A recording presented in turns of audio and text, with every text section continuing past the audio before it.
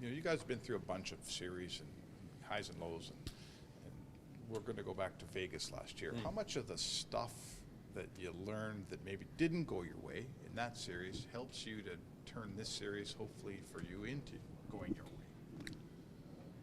I mean, every series is different, but you take a little bit from every series. I think, that series, I think Darnell got suspended, so we have him, which is nice.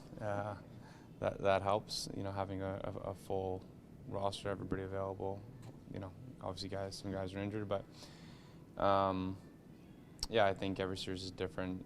This series has been back and forth, similar to the Vegas series like it was last year, and I think Game 5s are always pretty pivotal because you have an opportunity to put a team on the ropes. I guess to follow that up, you guys talked a lot about learning lessons from that series. Do you think you've learned all the lessons you need to learn to do what you need to do? Yeah, I think just every series you learn how small the margins are, and you can't give the other team anything because there's not much to give, right? Like it's pretty tight, and that's why it's 2-2, right? So I think it's just taking advantage of every little thing, and I think as the series goes on, teams get more tired, and there are more mistakes that are made, and you have to be the team that takes advantage. In terms of giving stuff up, how do you think you've done in that series? And it's been a very close series all the way around. Two wins for each team, very close. But in terms of giving them freebies or whatever you're trying to get at, I think we've played pretty well this series. I think we've liked the way we've played. I think we've carried play for the majority of the series. When we get to our game, I think we have pretty good control of the game. They're a resilient team. They've come back obviously numerous times here. So give them credit, they don't go away. So we have to make sure that we play a full 60 and play throughout the game no matter what the score is. About not giving anything up. Do you guys think you get enough credit for how good a team you've been defensively since the coaching change through the playoffs? I don't think anybody calls us a defensive team, but I mean, I beg to differ. I think a lot of our offense comes off of playing solid defense, and if we're able to, keep the other team to 2-3 goals, we've got a good chance because obviously we have pretty special offensive players and we have a pretty good power play. So it's a good recipe for us. Zach, I want to ask you about two people. First is Leon Draisaitl. You know him better than any of us will. What is it about the pressure of the playoffs that brings out the best at a number 20 man? He's a gamer. I think he wants to win more than anything, and he elevates his game at this time of the year because this is the time of year that matters. This is the time of year where you can win something important, something that everybody wants to win, and Leon is the ultimate playoff performer just because when the stakes are high, he finds a way to elevate his game no matter how he's feeling, right? I think 2 years ago he had that high ankle sprain, and most guys don't play on that, and he was a prolific scorer, right? And I think he just finds a way to get to another level. The second person I want to ask you about is your head coach, Chris Knobloch. There's a video circulating right now about your guys' bench reaction. Yeah.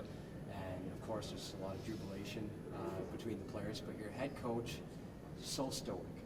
Just takes a look up at the clock, sees how much time is left, and then kind of barks further instructions. When you have a presence like that on the bench, what does that do for you guys as a group?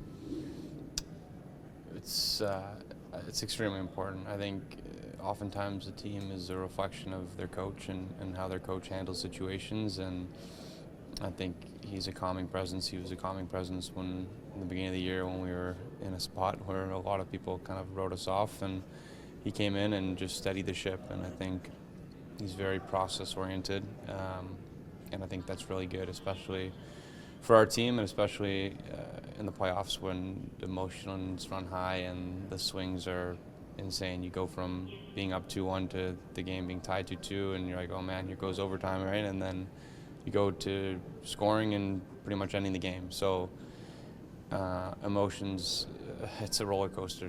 Every game in the game, it's a roller coaster. When you finish the game, if you win the game, you feel great. If you lose the game, you feel uneasy for the next 2 days. So it's about finding a calmness throughout all the chaos, and I think he exemplifies it. This might be a really dumb follow-up question, Yeah. but Yeah.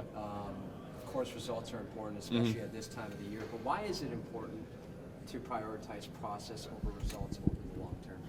No, it's not a dumb question. It's why the series is 7 games, right? I think there are games where you can play a phenomenal game and you can lose. It's hockey.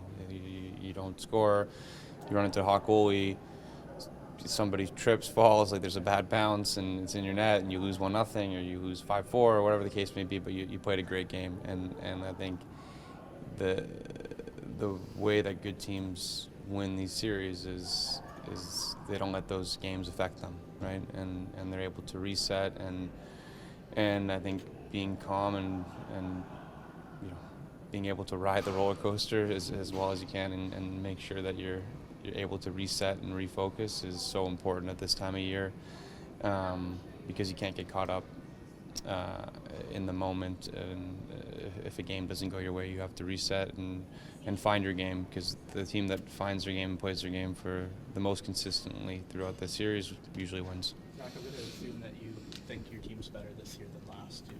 If my assumption's correct, why do you think you guys are better now? I think a lot of our players have taken a step. Like, I think a lot of our younger players have really taken a step and established themselves as really, really good hockey players. And I think it starts with Bush. I think Bush has taken a step. I think Clouder's taken a step. I think Fogues has taken a step. I think Dylan Holloway's come in and has made a huge impact in the playoffs. I think collectively as a group, those young guys have really. Vinny Desharnais, like, what a step he's taken. I think those guys make your team better by just getting better themselves, right? I think they're at an age where you can improve and you can get better, and I think collectively they've done a really good job of getting better. And I think as a group, we're a year older, we're a year more experienced. We've added pieces to the deadline that have helped, and I think we're ready to take the next step. And I think it starts obviously tomorrow.